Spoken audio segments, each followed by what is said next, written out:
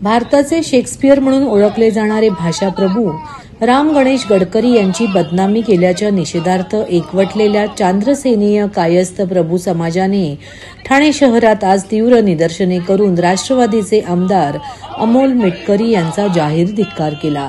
अर्धवट माहितीवर आधारित मराठी भाषेला वैभव प्राप्त करून देणाऱ्या राम गणेश गडकरी यांच्या विरोधात बदनामीकारक विधाने केल्याबद्दल संतप्त सीकेपी समाज बांधवांनी अमोल मिटकरी यांच्या फोटोला काळे फासले व त्यांच्यावर कारवाईची मागणी केली। भाषाप्रभू राम गणेश गडकरी यांची बदनामी केल्याच्या निषेधार्थ गेले काही दिवस चांद्रसेनीय कायस्थ प्रभू समाजात मोठा असंतोष निर्माण झाला होता।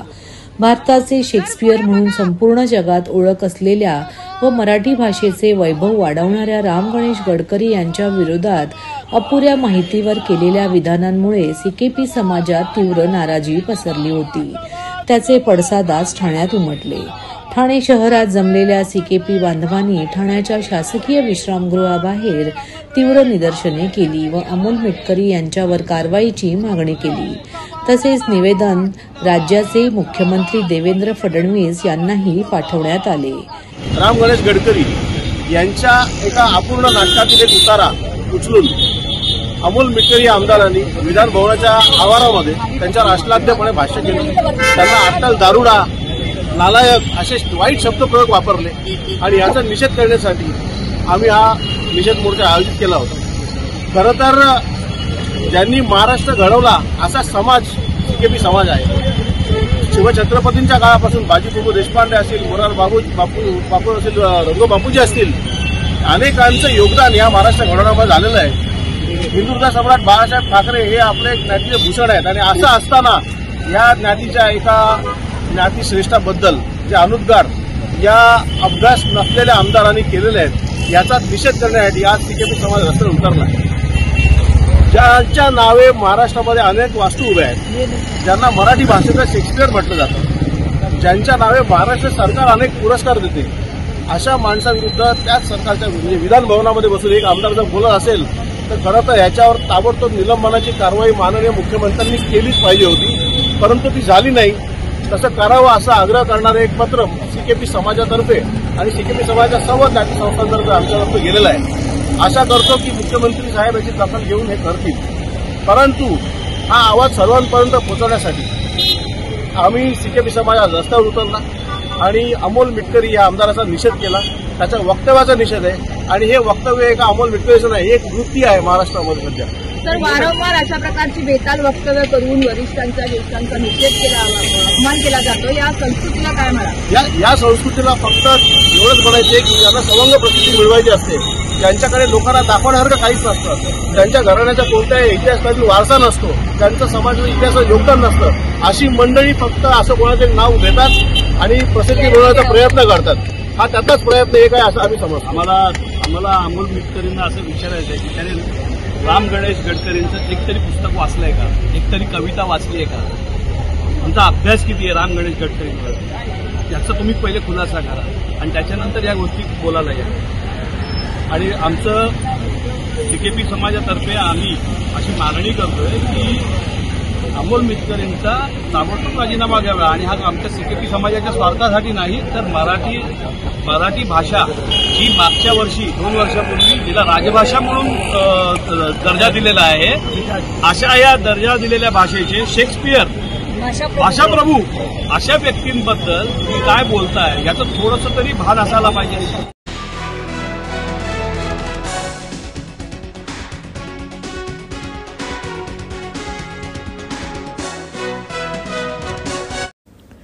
जिद्द धर्मवीर आनंद दिघे शाळा या ठिकाणी विठाई प्रतिष्ठान आणि विजय वाने आयोजित विशेष शाळा विशेष होळीचे आयोजन करण्यात आले होते। सदर कार्यक्रमाला चला हवा येऊ द्या मधील स्वप्नील भांगरे यांच्या वाद्यवृंदावर मुलांनी इको फ्रेंडली रंगांनी होळी खेळून मराठी हिंदी गाण्यांवर खूप मजा केली। अभिजित कमलाकर चव्हाण, अध्यक्ष, विठाई सामाजिक संस्था, जिद्द शाळेतील विद्यार्थी, शिक्षक आणि स्वप्नील भांगरे यांच्या हस्ते होळीचे दहन करून पारंपरिक पद्धतीने देवाला गाराणे घालून सर्वांना सुखी ठेवण्याची इच्छा व्यक्त केली. अभिजित चव्हाण यांनी शाळा प्रशासन व विजू माने यांचे आभार मानून कार्यक्रमाचा समारोप केला. यावेळी शाळेतील मुलांनी एकमेकांना रंग लावत बेफाम होऊन गाण्यांवर ठेका धरत नाच केला. विठाई प्रतिष्ठान सामाजिक संस्था या माध्यमातून जिद्द धर्मवीर आनंद हिगे शाळा या विशेष शाळेमध्ये गेले 18 वर्ष आणि हे 19वे वर्ष आहे की मुलांना या रंगाचा आनंद मिळण्यासाठी आणि ही होळी खेळल्यानंतर इको फ्रेंडली रंगांनी ही होळी खेळल्यानंतर मुलांच्या चेहऱ्यावर जे आनंद बघायला मिळतो तोच खरा आमच्या जीवनाचा आनंद आहे. खऱ्या अर्थाने गेले 6 महिन्यापासून विद्यार्थी ही होळी कधी येणार याची आतुरतेने वाट बघत असतात. मी ठाणे महानगरपालिकेचे सुद्धा आभार मानतो की या शाळेमध्ये सातत्याने गेली 18 वर्ष ही होळी आम्हाला साजरी करायचा त्यांनी परवानगी दिली. अशीच या होळीचे जसे रंग आहेत तसे यांच्या आयुष्यात सुद्धा अनेक रंग आहेत आणि ही होळी खेळल्यानंतर याचा आनंद हा यांच्या डोळ्यामध्ये तुम्हाला काही वेळांनी बघायला मिळेल. परमेश्वर यांच्या सगळ्या इच्छा आकांक्षा पूर्ण करू दे आणि यांना या कार्यक्रमातून भरपूर आनंद मिळू दे एवढीच मी ईश्वरचरणी प्रार्थना करतो आणि उत्तरोत्तर हा कार्यक्रम महापालिकेने आम्हाला साजरा करण्यासाठी परवानगी द्यावी एवढीच मी आई तुळजाभवानीच्या चरणी प्रार्थना करतो. महाराष्ट्रातील भगिनींना आधार देणारी राज्य शासनाची मुख्यमंत्री माझी लाडकी बहीण योजना. या योजनेअंतर्गत अल्प उत्पन्न गटातील 21 ते 65 वयोगटाच्या भगिनींना मिळणार दरमहा 1500 रुपयाची मदत. अर्ज करण्यासाठी 31 ऑगस्ट 2024 पर्यंत मुदतवाढ. कुटुंबाचं वार्षिक उत्पन्न 2.5 लाख रुपयांपेक्षा कमी असलेल्या महिला पात्र. कुटुंबाकडे पिवळं किंवा केशरी रेशन कार्ड असल्यास उत्पन्नाचा दाखला आवश्यक नाही. पांढरं रेशन कार्ड असेल किंवा रेशन कार्ड नसेल तर कुटुंबाचं वार्षिक उत्पन्न 2.5 लाखांपेक्षा कमी असल्याचा दाखला आवश्यक. योजनेसाठीचा ऑनलाईन अर्ज नारी शक्ती दूत ऍप वरून किंवा पोर्टलवर भरता येईल.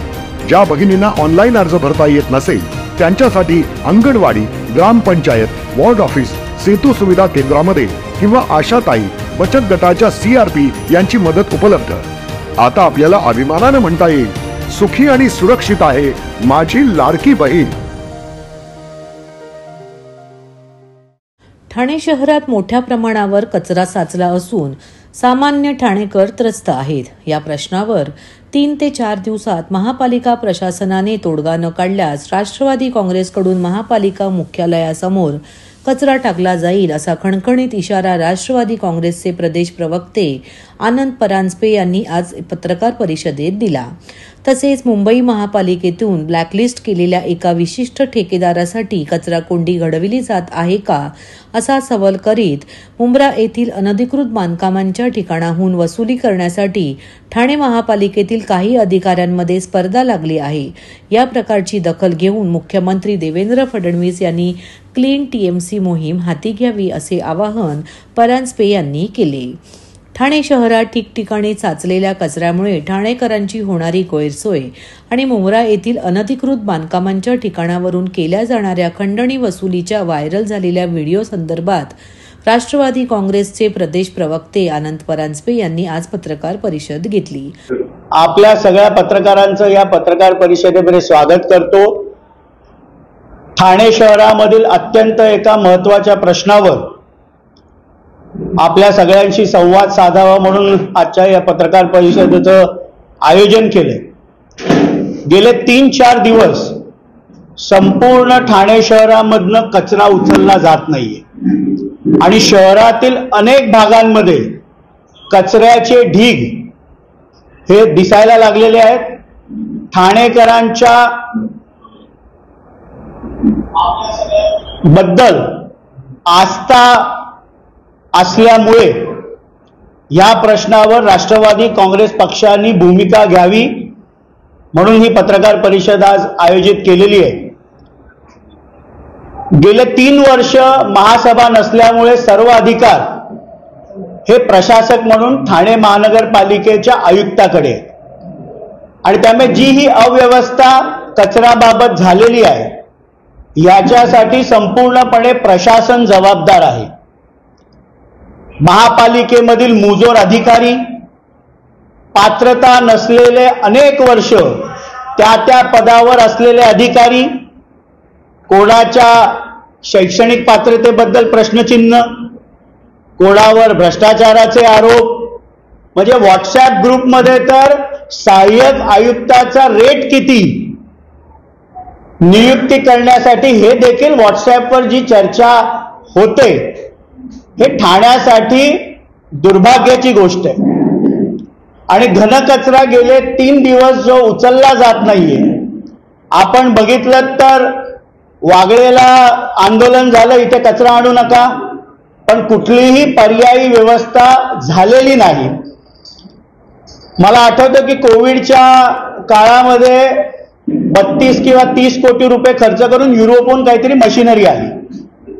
आता देखील 2500 किंवा 2700 कोटीचा ठेका शास्त्रोक्त पद्धतीने घनकचऱ्याच्या व्यवस्थापनासाठी काढण्यात आलं. त्या टेंडरची कालबाह्यता संपल्यानंतर देखील ते टेंडर ओपन केलं जात नाहीये. मुंबईमध्ये कुठल्या एका ठेकेदाराचं 1400 कोटीचा ठेका माननीय राज्याचे मुख्यमंत्री देवेंद्रजी फडणवीस साहेबांनी रद्द केल्यानंतर त्याला ठाण्यात ऍडजस्ट करण्यासाठी म्हणून तर ते टेंडर ओपन केलं जात नाहीये का, हा मोठा माझा प्रश्न ठाणे महानगरपालिकेचे आयुक्त सौरभ राव यांना आहे. आज अधिकाऱ्यांच्या नाकर्तेपणामुळे संपूर्ण ठाण्यामध्ये कचरा जागोजागी जमा झाला आहे. ठाणेकरांच्या जीवाशी खेळण्याचा हा प्रयत्न आहे.